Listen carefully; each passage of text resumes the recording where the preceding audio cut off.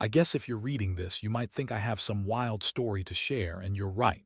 I never thought I'd end up here, recounting the day my entire life crumbled because of my wife, Sarah. We had been married for almost a decade. You know the story. High school sweethearts went to college together, built a home and a life. We were supposed to be living the American dream, but lately, things had felt off. There were signs, little things I brushed off at first. Sarah became distant, texting more and spending late nights at work. She claimed she was working hard to help us pay off the mortgage, but I couldn't shake the feeling that something was off. I noticed her phone had a new passcode, one she never mentioned. When I asked her about it, she snapped at me, saying I was being paranoid. I tried to let it go, but it gnawed at me. One evening, I came home early from work, hoping to surprise her. Instead, I found her in our living room, laughing a little too hard at something on her phone. I asked what was so funny, and she quickly hid the screen, saying it was just a message from her sister. My gut twisted, but I didn't press further. I wanted to trust her, so I convinced myself it was just my imagination running wild. A week later, I accidentally stumbled upon a receipt in her purse while looking for my keys. It was for a fancy hotel, dated a couple of weeks back. My heart sank, and I felt sick to my stomach. I confronted her that night. She frantically came up with excuses, claiming she was planning a surprise anniversary trip and that I was being ridiculous. But the look in her eyes, the way she hesitated too long before answering, told me everything I needed to know. The more I pressed her, the more she twisted her words, making herself out to be the victim of my unfounded accusations. The anger bubbled up inside me, but I held back. I wanted to see how far she'd go. She told me I was being insecure and that I needed to trust her more. I couldn't believe it. She was flipping the situation on me. That night was unbearable. I barely slept, tossing and turning, my mind racing with thoughts of betrayal. The pain was sharp and raw. It felt like a physical blow. How could she do this to us, to me? In my heart, I knew the truth, but I was still trying to cling to the hope that I was wrong. The next day, I decided to gather more evidence. I went into her emails and found something I never expected, emails between Sarah and my mortgage broker, Derek. They were flirting, discussing business meetings that I never knew about. It hit me like a freight train. This was more than just an affair. She was involved with someone I thought I could trust, a man who had access to our financial future. As I read through their exchanges, my heart raced. I felt betrayed not just by her but by someone I had considered a friend. It felt like a violation of my life, and all my dreams began to shatter. My mind was screaming for revenge, but I had to keep my cool. I would have to plan my next move carefully. I knew that I couldn't confront her yet. Not until I had more than just shaky evidence. I needed to be strategic. I could let my emotions take over. I spent the next few days gathering information, laying the groundwork for what would become the ultimate blow to Sarah and Derek. With each passing hour, my resolve hardened. I was going to take control of this situation, and when I did, she would regret every moment she thought she could betray me without consequences. This was just the beginning, a game of chess, and I was determined to win. The days after discovering the truth felt surreal. I moved about my daily life as if nothing was wrong, but inside I was a storm of emotions. Anger, betrayal, and a sense of empowerment began to brew. I realized I had two paths ahead of me. I could confront Sarah, or I could play the long game and ensure that I came out on top, financially and emotionally. I opted for the latter. Each day, I carefully crafted my plan. I wasn't just going to tell Sarah I knew about the affair. I was going to make sure she understood the consequences of her actions. I started by doing research on our finances, our mortgage, credit history, joint accounts. I wanted to have all the ammunition I could gather. I spent hours poring over documents, checking email records, and keeping tabs on my wife's movements. I discovered that Sarah had been meeting Derek more often than I initially thought. I found a pattern in her schedule. She would use the excuse of late meetings at work, but I tracked her phone and found she was consistently at the cafe down the street from our house during those meetings. The betrayal stung like a bee, but I kept my head down and focused on the end game. When Sarah came home late one evening, I feigned ignorance. I asked her about her day, throwing in a few casual questions about work and her interactions with Derek. She brushed off my inquiries with practiced ease, her responses laced with just enough confidence that I almost believed her. But I could see the slight twitch in her eye, the way her smile didn't quite reach her lips. She was lying through her teeth. One night, when I was sure she would be out, I decided to pay Derek a visit. I wanted to confront him, but more importantly, I wanted to scope out the situation. I drove to the cafe where they often met, and while I sat in my car, I noticed Derek arriving looking smug and self-satisfied. To him, I must have just been another nameless figure in the background of Sarah's life. He had no clue who I was, but I was ready to change that. I watched as he entered the cafe, and a part of me felt sick every time I imagined Sarah sitting across from him, laughing and flirting. I waited a few minutes before following him inside. The barista greeted him by name, and I could see the way he commanded attention without even trying. I felt a surge of anger rise in me. This was the man who was stealing my wife right from under my nose. I took a deep breath and approached him, putting on a calm facade. "Derek, we need to talk." The surprise on his face was priceless. He stammered, trying to recover, but I could see the realization dawn on him. He knew exactly who I was. "Listen, man, this isn't what it looks like," he began, but I cut him off. "Oh no, it's exactly what it looks like. You've been sleeping with my wife. And I'm not here to play games." Derek's confidence began to falter. He shifted in his seat, clearly uncomfortable. "We can work this out," he said, his voice dropping lower. "I didn't mean to." I leaned in closer, lowering my voice. "You didn't mean to what? To screw your business partner's wife, to ruin my life." I could feel the weight of my emotions boiling over. "You're going to regret this." Suddenly, I felt a sense of power surge through me. I wasn't just confronting him, I was reclaiming my life. "You'll hear from me soon, Derek. Enjoy your little affair while it lasts." I left the cafe with a newfound determination. I had my proof, and I was ready to turn this situation around. The next step was to ensure Sarah felt the consequences of her actions. I spent the following days plotting my financial strategy. I decided to pay off our mortgage in full. I would drain our joint account, leaving her with nothing. I contacted our bank and arranged to pay off the house, leaving Sarah with no claim to our property. It would take a few days to process, but I was ready to act quickly. I felt a strange sense of satisfaction. It was almost cathartic to think of the look on her face when she realized what was happening. I wanted her to understand the gravity of her betrayal, that she couldn't play with my life and get away unscathed. Little did she know, I was already setting the stage for my final act of revenge. I would make sure she understood that the consequences of her choices would be far-reaching.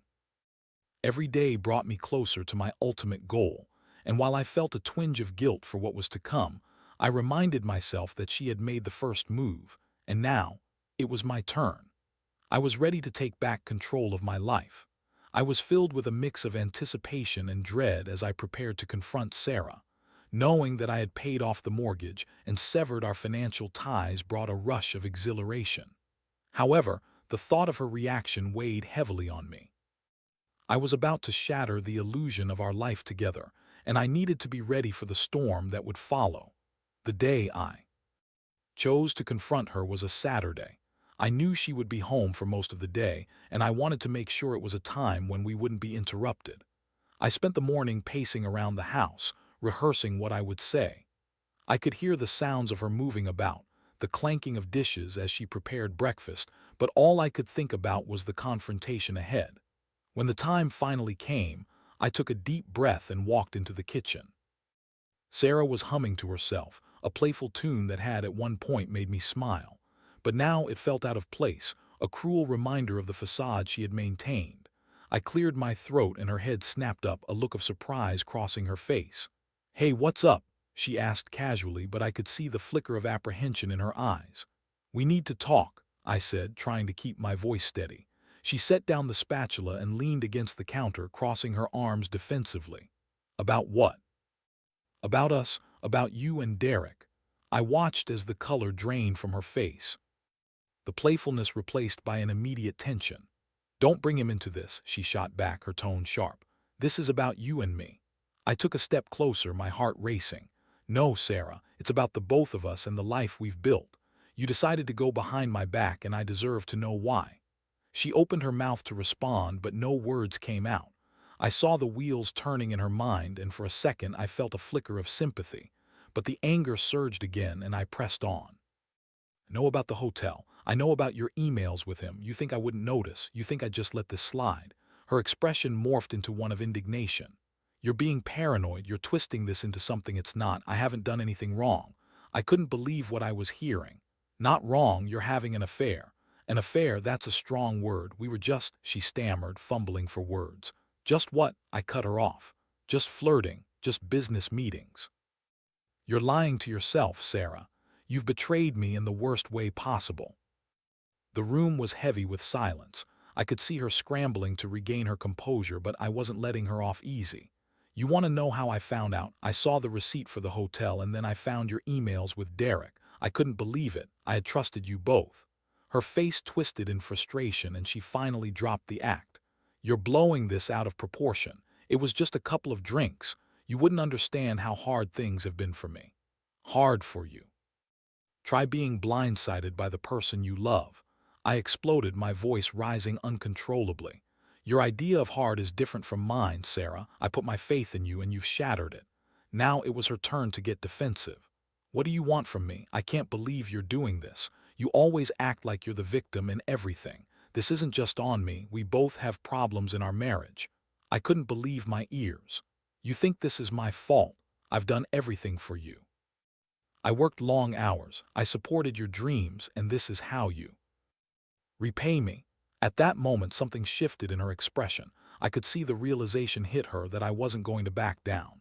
What are you going to do, David? You think you can scare me into submission?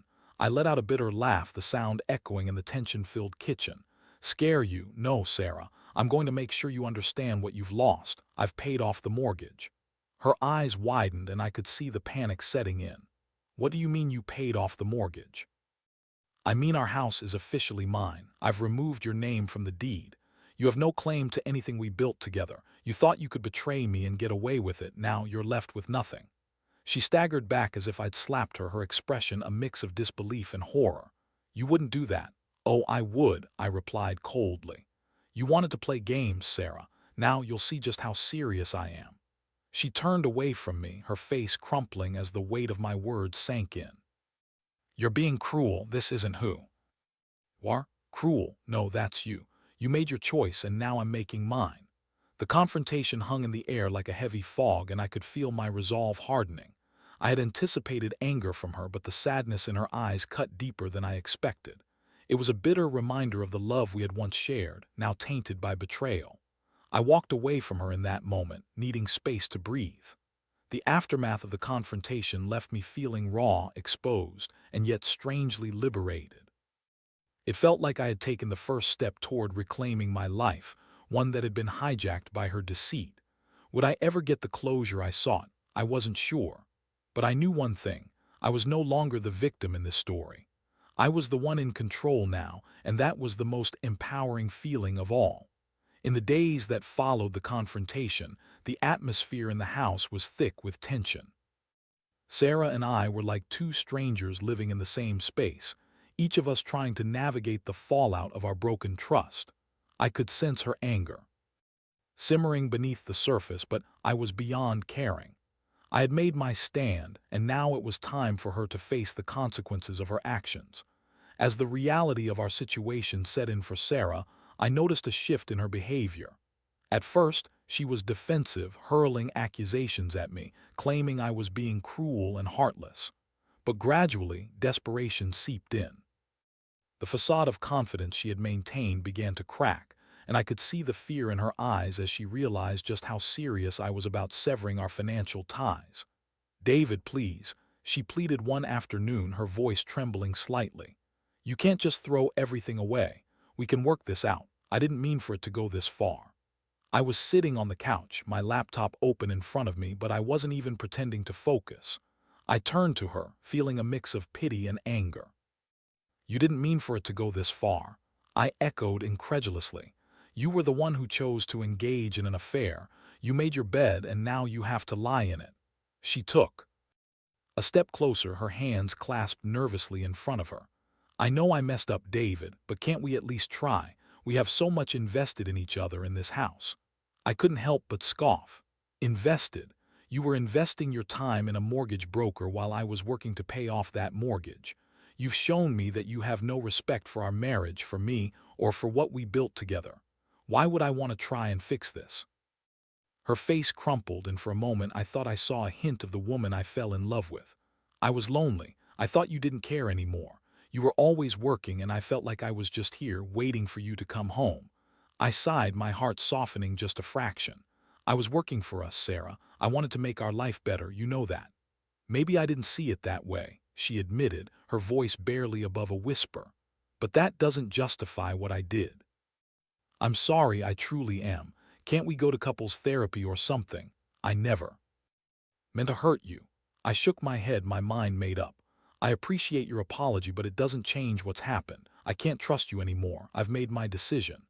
The desperation in her eyes deepened, and I felt a strange mix of satisfaction and sadness. I had wanted her to feel the weight of her choices, and now, as I looked at her, I could see she was grappling with the reality of losing everything. I'll be fine, I added, my voice steady. I'm going to move forward without you. You'll have to figure out your own path from here. The silence hung heavy, and I could almost hear her mental gears turning as she processed my words. You can't just leave me with nothing. You can't take everything away from me. There are consequences for actions. You chose to betray me. I reminded her, my tone firm. You can't expect to hurt someone and walk away unscathed. As the days turned into weeks, Sarah's demeanor shifted from anger to sadness, and I saw her spirit begin to break. I was reminded of the woman I once loved, and I felt a pang of guilt for what was happening, but I had to stay strong. I had to remind myself of the betrayal, the lies, and the shattered dreams. One evening, Sarah approached me while I was working late. She looked different, her makeup was smudged, and her eyes were puffy from what I could only assume were tears. Can we talk? She asked, her voice shaky. I paused, my heart beating faster. I had been preparing for this moment, expecting her to try and manipulate me into feeling sorry for her. What more is there to say? I just want you to see that I'm hurting too, she said, her voice cracking. I'm scared of what's going to happen to me. I didn't think you'd actually go through with paying off the house. I thought we could work it out. That's the problem, Sarah, I said, my patience waning. You didn't think, you acted impulsively, and now you have to deal with the consequences of those actions. I know I've messed up, she replied vehemently, her voice rising. But I'm not a bad person. I made a mistake. Can't you find it in your heart to forgive me? I glanced at her, and for a fleeting moment I felt a tug of sympathy. But then I remembered the way she had turned away from our marriage, the way she had pursued someone else instead of coming to me with her feelings. Forgiveness takes time, Sarah. Right now, I don't think we can move past this. I need to focus on myself and my life. She slumped against the wall, her shoulders shaking slightly as she began to cry. I didn't want to lose you. I thought I could have both, a husband and some excitement on the side, but I see now that I was wrong. I wish you had thought about that before you made your choices, I replied, my voice devoid of emotion. Now you have to face the reality of what you've done. As she turned and walked away, I felt a strange mix of relief and sorrow. I had taken control of my life, but at the same time, it hurt to see her like this. The love I once felt was buried beneath layers of betrayal, and while I was learning to move on, the memories of what we had haunted me. In the days that followed, I focused on rebuilding my life. The excitement of taking control of my finances was empowering, and I poured myself into work and planning my future. I started to think about what life would look like without Sarah, and it began to take shape in my mind. I began taking small steps, finding new hobbies, meeting friends, and even considering moving to a new place. I wanted a clean break, a fresh start. The more I began to envision a life without her, the more I felt a sense of freedom. I could finally be the one in control of my happiness. But just as I was beginning to feel somewhat whole again, life threw me a curveball. One night I received a text from Derek, the mortgage broker who had ignited this entire mess. It was a message I never expected to get, and it sent my heart racing. What could he possibly want? The text from Derek sent a chill down my spine. I hadn't anticipated hearing from him again. especially after the confrontation I had orchestrated at the cafe. It read simply, "We need to talk. It's important. Can we meet up?" I felt a rush of anger mixed with curiosity. What could he possibly have to say that would warrant a face-to-face meeting? I hesitated for a moment, my fingers hovering over my phone screen. Part of me wanted to ignore him completely, to leave it all behind, but another part of me, a part that was still reeling from the chaos he had helped create, felt compelled to respond. I agreed to meet him the next day at the same cafe where I had confronted him before. As I walked through the familiar doors, I felt the weight of the situation pressing down on me. Derek was already there, seated at a table in the corner, his expression more serious than I had ever seen it. "Thanks for coming," he said, his voice low and cautious as I took a seat across from him. "I know this is weird, but I didn't want to reach out through Sarah." "Too kind of you," I replied, my tone dripping with sarcasm. "What do you want?" He shifted uncomfortably in his chair, looking around as if he were worried someone might overhear us. "I want to be straight with you. I didn't mean for things to get so out of hand with Sarah, it just happened." I raised an eyebrow, my skepticism evident. "Is that supposed to make me feel better? You're just as guilty in this mess as she is." "I get that," he said, holding up his hands defensively. "But I also need you to understand something. Sarah isn't the only one who has been affected here. You know that, right?" I narrowed my eyes, trying to wrap my head around what he was saying. "What do you mean by that?" "Sarah," he hesitated, choosing his words carefully. "She's been struggling more than you realize. I thought it was just about her feeling lonely, but she confided in me about her problems with the mortgage and finances. I didn't think it would escalate to this." "So you decided to exploit her vulnerability," I shot back. "You made a choice, Derek. You didn't have to get involved with her." "I know I messed up. I really did," he admitted, his voice rising slightly. "But I'm trying to fix this. I want to help her out now that you've cut her off. She's scared, David. She's afraid of losing everything." "Maybe she should be," I replied coldly. "She made her choices. She chose to betray me, and now she has to face the consequences. Why do you care?" Derek looked pained, pinching the bridge of his nose as if he were trying to will away the tension. "Because I didn't want things to end up this way. I didn't want to ruin your marriage, and I didn't want her to end up broke and alone. I'm not the villain in all of this, you know." I felt a mixture of anger and frustration boiling inside me. "You're right about one thing, you aren't the only villain here. Sarah is just as responsible, and now I'm stuck dealing with the fallout. Why should I care about her well-being when she clearly didn't care about mine?" "Because you used to love her," he said quietly, piercing through my anger with a simple truth.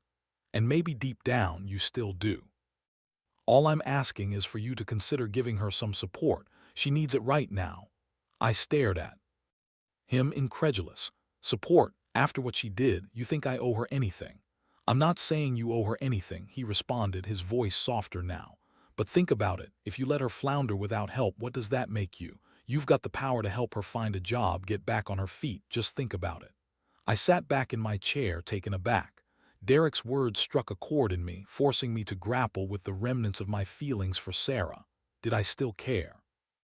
Even after everything that had transpired, the anger was still fresh, but the flicker of compassion was there too, buried underneath the hurt. "Why are you really here, Derek?" I asked, leaning in. "Are you trying to play the hero to save her from herself?" "No, I'm not," he admitted, his voice steady. "I want to make things right in my own life too. I've been a part of this mess, and I hate that I hurt you. I don't want to keep being that guy." I studied him closely, looking for any signs of deceit. "If what you're saying is true, how do I know you won't just run back to her once we're done here?" He sighed, running a hand through his hair. "I don't want to. I get that I messed up, but I want to be honest about this. Just give Sarah a chance to prove she can do better. Whatever happens after that is on her." I couldn't believe what I was hearing. Here was Derek, the man who had taken my wife away from me, asking me to show her compassion. It was infuriating and confusing all at once. "You really think I should help her?" "I do," he said earnestly. "But it's your life, your choice. I just thought I should let you know where I stand. I don't want to keep hiding anymore. I want to own up to my mistakes." As I processed his words, I felt a surge of conflicting emotions. Was I really willing to help Sarah after everything? I wasn't sure, but I realized I needed to think about it. This didn't just affect her, it affected me too.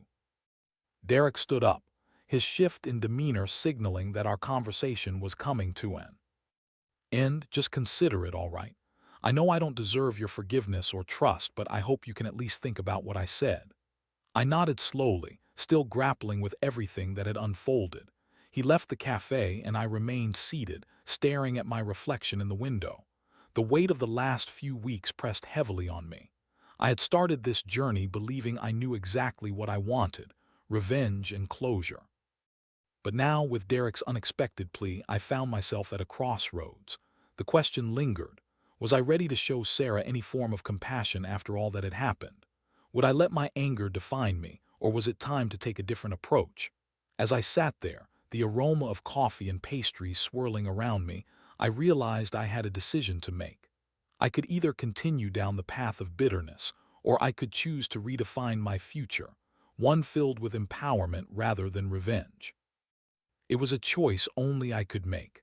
But for the first time in a long while, I felt the glimmer of hope that maybe, just maybe, I could also offer her a chance to change. After my conversation with Derek, I spent a lot of time reflecting. The conflicting emotions churned in my mind: anger, betrayal, but also an emerging sense of compassion. I had made up my mind about the financial aspects of my life. I was going to stand firm in my choices. But Derek's words about Sarah had stirred something in me. I hadn't thought about how lost she must feel after everything had unraveled. That evening I returned home, and Sarah was already there, her demeanor still deflated from our last confrontation. She was sitting on the couch, staring blankly at the television, which wasn't even on. I took a deep breath, my heart racing as I decided to take a risk, to approach her in a way that I hadn't thought I would. "Sarah," I said, my voice steady but softer than it had been. She turned to look at me, and for the first time in weeks I saw vulnerability etched across her face. "I want to talk about what happened." Her eyes widened, a mixture of relief and apprehension flooding her features. "You do?" she asked quietly, as if she were afraid to hope for anything. "Yeah," I continued, taking a seat across from her. "I've been thinking about things. You've made some terrible choices, but I also realize that I've had my part in this as well. I thought I could ignore my own issues and just work more, but that didn't help us." "David, she began, but I held up my hand to stop her. "I'm not here to excuse your behavior. What you did was wrong and it hurt me deeply. But I also see how this has affected you. Derek told me you're scared and struggling, and I can't just ignore that." Her eyes brimmed with tears, and I could see her trying to process my words. "I'm so sorry for everything. I didn't think I could ever lose you. I thought I could have my cake and eat it too. It was stupid, selfish." I nodded, feeling a mix of anger and understanding. "It was, but I believe if you genuinely want to change, we can find a way to do that. I'm not saying we'll go back to how things were. Everything is different now." She wiped at her eyes with the back of her hand. "What are you saying? You want to try again?" "I don't know if I'm ready for that yet," I said honestly. "But I'm willing to help you get back on your feet. I think we could look into some therapy individually and maybe together. It might be a long road, but I'm open to taking the first step." Her sobs turned into soft cries, and she nodded slowly. "I'd be willing to do that. I know I messed up, but I want to make things right. I just need to show you that I can change." I was surprised at myself for even considering this, but I felt a flicker of hope. "We'll take it one day at a time. No promises of what will happen in the future, but I'd like to see you try." The weeks that followed were filled with a mix of awkwardness and gradual healing. Sarah began attending therapy, and I started to see glimpses of the person I had fallen in love with. We maintained our conversations, albeit cautiously, as we navigated the complexities of rebuilding trust. The process was far from easy. There were moments when I wanted to throw my hands up in frustration. Old wounds would resurface, but just as often, there were moments of genuine connection, laughter, and vulnerability. I also continued to focus on my own growth. I sought out hobbies that I had neglected, took on new projects at work, and even reconnected with friends I hadn't seen in years. I was no longer just the man who worked long hours. I was reclaiming my identity outside of my relationship with Sarah. One night as we sat on the couch together watching a movie, I caught a glimpse of the future I hadn't allowed myself to imagine. Sarah leaned her head on my shoulder, a simple gesture that felt far more significant than it had before. I realized that while things were far from perfect, we were making progress. "I'm grateful for this chance," she said softly, looking up at me with earnest eyes. "I know it's a long road, but I really want to make this work. I want to be the partner you deserve." I felt my heart swell as I nodded, the weight of the past still hanging there, but no longer suffocating. "And I want to be the partner you deserve too, but it's going to take time and effort from both of us." As the credits rolled on the movie, I turned to Sarah, a mix of hope and uncertainty swirling in my mind. I knew the path ahead wouldn't be easy, but at least we were walking it together now, both of us willing to put in the work to make things right. In that moment, I realized that while my journey had begun with betrayal and heartbreak, it was also leading me toward the possibility of something new, something that could emerge from the ashes of our past. I couldn't predict what the future held, but I was determined to face it, one day at a time.